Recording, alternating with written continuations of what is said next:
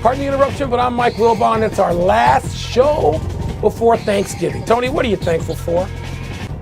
I'm Tony Kornheiser. The people who take time out of their lives every day to watch our show. Nice try. I'm thankful for the antibiotics and painkiller I got, because, Tony, I got a foot thing, and if I get droopy or if I just start saying crazy stuff before the end of the show, it's on you after that. I don't know what I'll be doing in about a thing. T-minus 20 minutes. I got you. Don't worry. Right. Welcome to the PTI Thanksgiving special, boys and girls. In today's episode, the Bills and Titans lose, Michigan State and Oregon lose, and we celebrate a series of losers in our Turkeys of the Year. But we begin today with the Chiefs blanketing the Cowboys. The score was only 19-9, but the game had the feel of something more lopsided. The Chiefs intercepted Dak Prescott twice, sacked him 5 times. That's the Chiefs' 5th win in their last 6 games. Wilbon, how do you feel about the Chiefs after this win over the Cowboys? Tony, I guess you could ask that question among a million other people who act as know-it-alls on television, and they give you some real answer about the Chiefs are communicating better on defense, and they're doing this better, and they're doing this better, and they've come together now. You're not going to get that from me. I don't understand jack. Neither do they. They're just much smarter about it, and they can make it sound like they understand more. I don't understand anything, because the Chiefs could go out and lose like every other team in the NFL 3 of the next 4, or at least 2 of the next 3. I don't know what to make of the Cowboys or the Chiefs, because people have already crowned each of them. So then they uncrowned them, and I'm not going to crown them back. I'm going to leave that to people who come up with these reasons. What about you? Okay, so I respect the fact that early on you were very dismissive of the Chiefs. And it's your phrase, dynasty of one. And I listened to it, and I did not vehemently disagree with it. So it makes me feel a little odd with what I'm going to say now. I'm looking around trying to fall in love with teams that might get to the Super Bowl. And right now, today, and just today, not next Sunday, just today, I think the Chiefs might get to the Super Bowl. And I think Arizona might get to the Super Bowl. But by Monday morning, I may feel completely different. I'm impressed with the fact that they've won 5 out of 6. The only one better than that right now is New England, which has won 5 out of 5. You know, I'm a little hesitant to go all in because they're 4-0 against the NFC East, which is a division only has one team with a winning record, and that was a team they beat yesterday. They're 3-4 against the rest of the league. I will say that their defense by the numbers, Mike, seems to have improved. They stunk at the beginning. They were a sieve. They gave up 27 or more in their first 7 games. And in the last 4, Mike, they've given up 17, 7, 14, and 9, which is wonderful defense. That's 47 points for 4. But much like you, I don't know. That's I don't Thank know. you.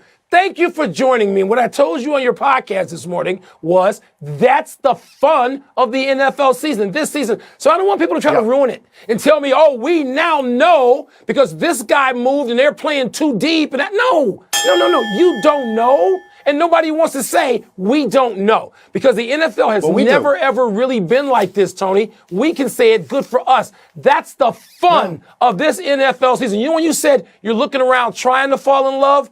I wasn't one of those guys. I wasn't a 2 a.m. guy. I want to fall instantly and not think about it. I don't want to look around and try. And that's what we're doing now. Who's good? Who's good? Maybe nobody. 2 AFC teams, many thought were good, put on awful performances yesterday.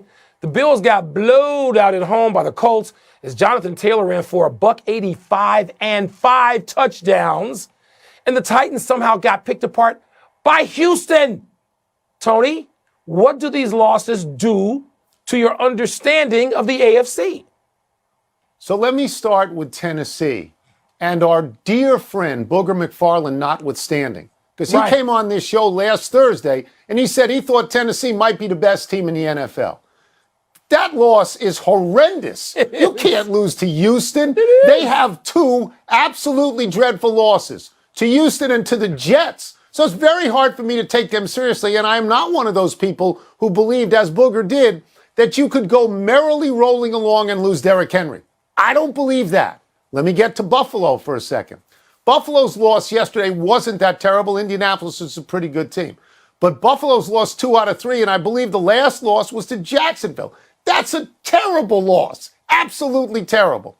If you look at Buffalo, if Josh Allen isn't having a really good game, What else do they have? I think he got 209 yards passing yesterday, was picked 2 times. That's not good enough. That's just not good enough. I think he's been picked 5 times in the last 3 games. So I look at those teams, and Mike, this is why today I fell in love with Kansas City, because other teams are disappointing. Let me throw a team in there, Tony, that had a spectacular win yesterday by 2 or 3 points. I forget, even though I was there. The Baltimore Ravens, I'm going to stay in the AFC, who played with a JV. They got everybody sick. They could be hugging commodes for all I know. They got everybody sick. They flew to Chicago. They went to Soldier Field with the wind swirling around. You got to hold your hair on if you had any. And they beat the sorry Bears and Matt Nagy, who was as dreadful yesterday as a coach as any coach you've ever seen on a sideline in the NFL. The Ravens with a JV team, Tony, no Jackson, nobody you know. They won that game, and they stayed afloat in a division I don't know what to make of any either, with Cleveland and Pittsburgh and Cincinnati. But the Ravens were impressive, while those other teams we mentioned were the opposite. Well, my problem with the Ravens is very simple.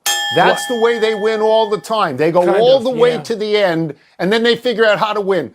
San Diego, or whatever they're being called this year, San Diego had to have a miracle pass at the end of a game against Pittsburgh, a sort of an average team. You mentioned Cincinnati and Cleveland. Please stop. I mean, don't do that. Indianapolis at one point was 0-2, and they're getting better. Wentz is getting better, and their running back is a beast.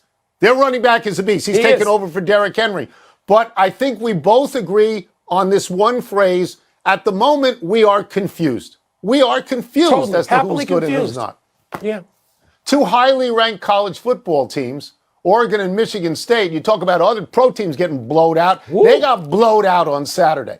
Number 3, Oregon, was down 28-0 at the half to Utah, at Utah. Lost 38-7. If you think 28-0 at the half sounds bad, what do you give me for 49-0? Number 7, Michigan State, down 49-0 at the half to Ohio State, lost 56-7. Wilbon, who had the worst loss. Did Mel Tucker sign that deal yet? That one the boosters were going to give him? Did he sign it? I don't think he signed it. That would mean the answer to the question is Michigan State. By the way, so I'm sitting watching my own team not get blowed up. We were beaten. Watching Northwestern at Wrigley Field lose to Purdue. And there's a text coming through. Matthew's sitting next to me. He says, Dad, who's texting you during a game like this? And I said, that would be Uncle Tony. He's going to report on the Michigan State score. Sure enough, there it is. There it is, Matthew. Read the text from Uncle Tony that says, what? At the half? That's how we found out. Your text. Thank you very much. The worst loss was Michigan State because, Tony, look, we thought this was a crazy story and an excessive story Thursday, Friday, whenever we talked about it. Mel Tucker, who I like and root for when they're not playing purple, they were offering $400 million for 50 years. And you're like, what? Yeah. What are you talking? Yeah. Oregon doesn't matter. Yeah. Oregon, they weren't going to get there anyway. You had already canceled out the whole Pac-12 by Labor Day, and you were right. So it doesn't matter what Oregon was going to do. I told you they were going to lose to Utah anyway. The answer is Michigan State. Okay, we're going to disagree on that, but let me get to Mel Tucker. And let me just, I just hope Mel Tucker has direct deposit for that $95 million. I hope it's in that account already. Because when you coach against Ohio State 2 years in a row and you lose 52-12 and 59-7, you might be a little bit overpaid. So I hope that money is there. Here's where we're going to disagree. To me, this is no contest.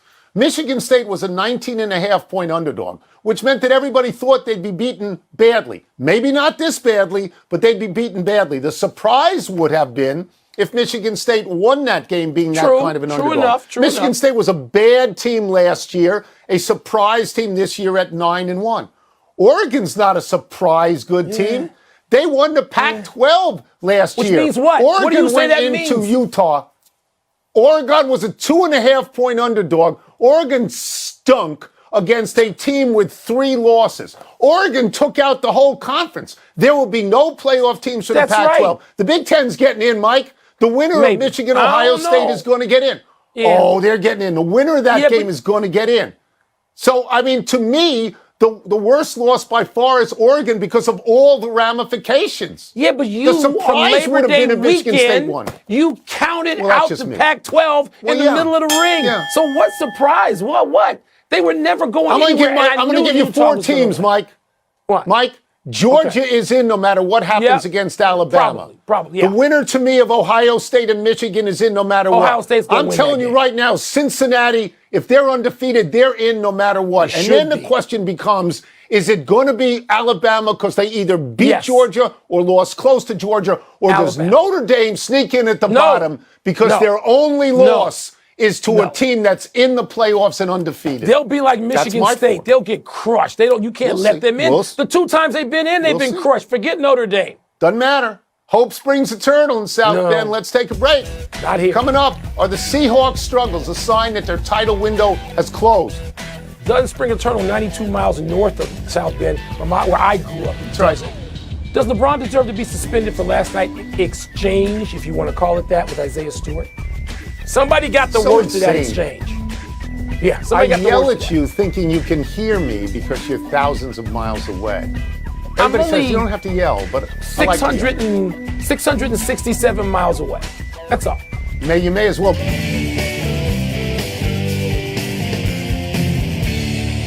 It's mail time. You take time out of your lives to write us questions. We think that's weird, but we answer 2 of them anyway. Let me see what's first here. Does it feel to you like the end of an era for the Seahawks? Tony, it did. I say did instead of does because I'm referring back to not only the loss, not even the loss, but Pete Carroll's reaction in his media availability immediately afterward. Pete Carroll answers a couple of questions. He's in total despair. He walks off. He comes back in his street clothes, answers a few more questions, but all he says essentially is, I'm in despair. I don't know how to handle this. I've never lost like this. We've never lost like this. I don't know what to do. This stinks. I am just in despair. And I thought, you know what? This is real. Pete Carroll's not an actor. He's not a drama queen. He's not a guy who goes to the lectern and just says all kinds of crazy stuff. Yeah, I think it is. And Russell Wilson's not playing well yet. Maybe he needs another week.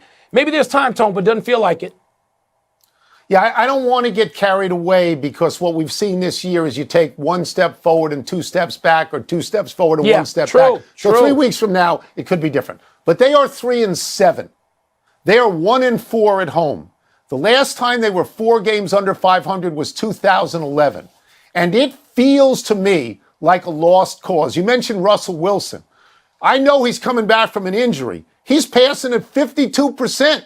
That's not good enough. 13 points in 2 games and no touchdown passes.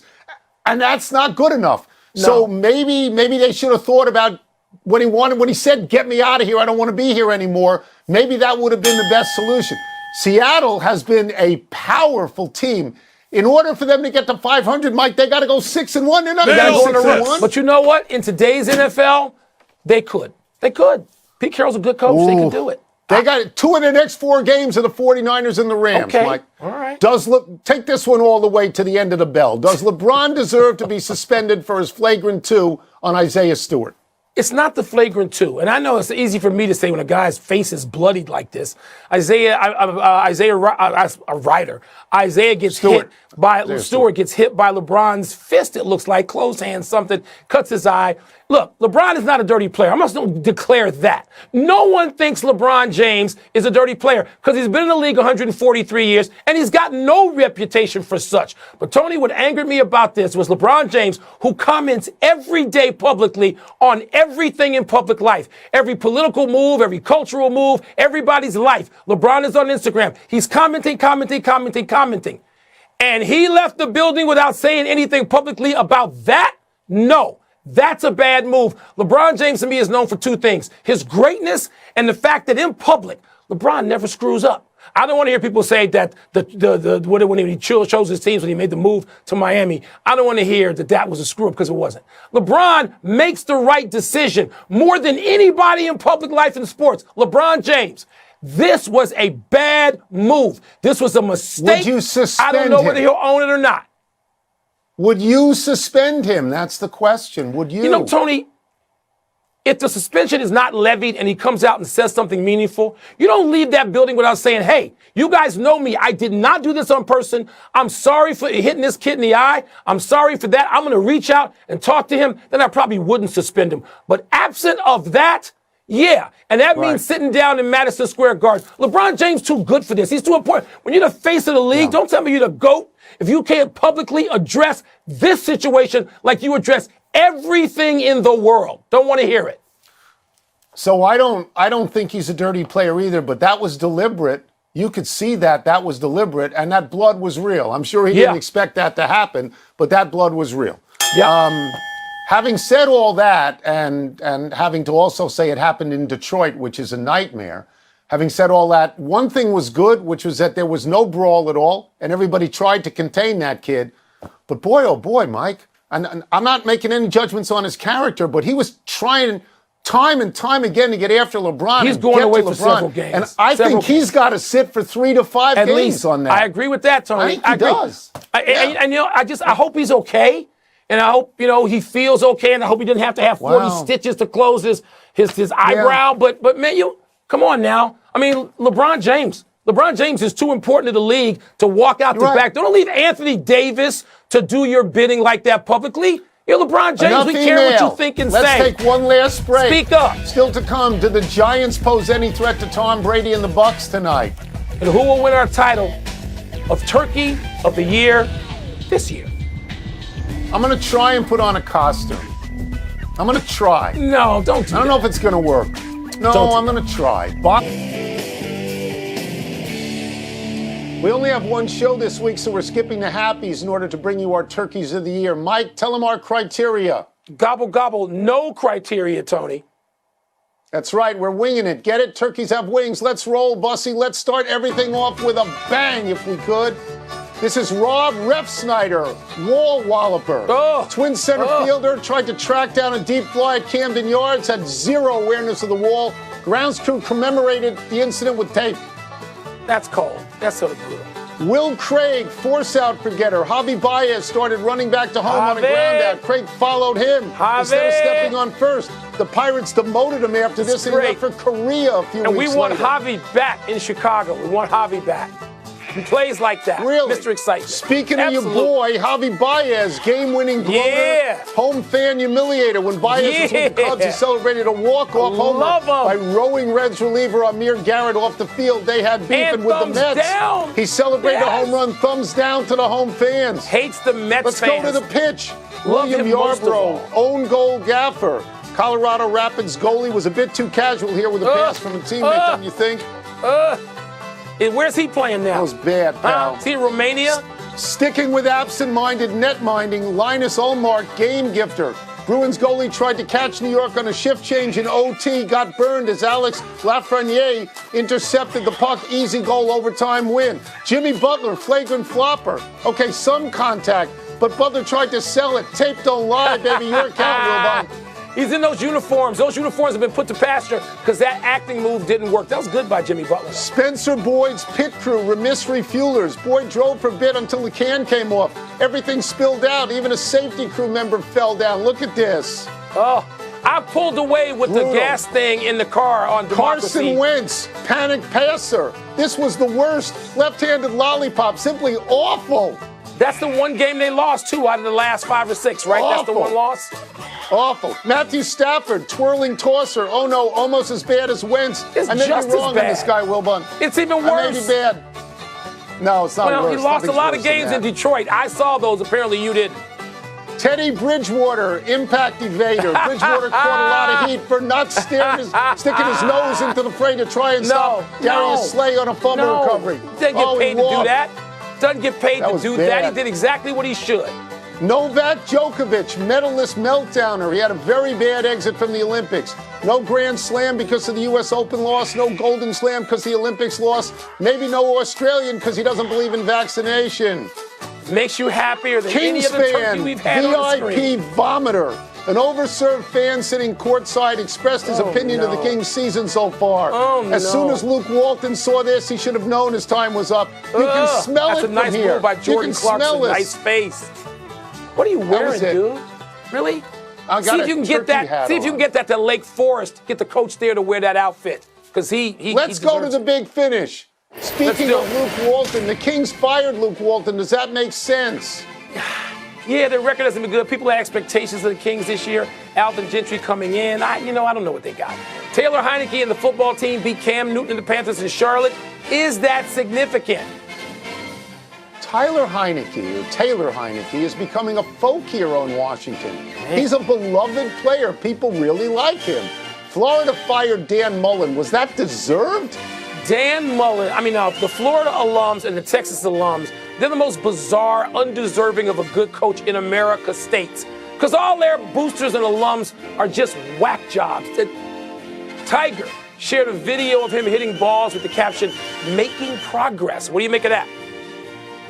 Okay, this sleeve is a little bit off-putting, but he turns his shoulder, he hits the ball. That's far greater than I thought I would see in this period of time. It makes me optimistic that one day he'll play again, maybe not on the tour, but at least play again. Last one, Monday Night Football, Giants at Bucs. Are you smelling upset? Yeah, why not? There's no rhyme or reason. The Golden Boy and the Buccaneers haven't been great every week. What the hell? Giants beat the champs. Why not? I don't think so. We're out of time. We'll try and do better the next time. Underneath this turkey suit is Tony Kornheiser. I don't think so either, but it sounded better that way. I'm Mike Wilbon. We're off till Monday. Knuckleheads, have a great Thanksgiving. Shout out to the Northwestern Field Hockey National Championship team. Now, to get you set for Monday night, here's Susie Culver and the Countdown Crew.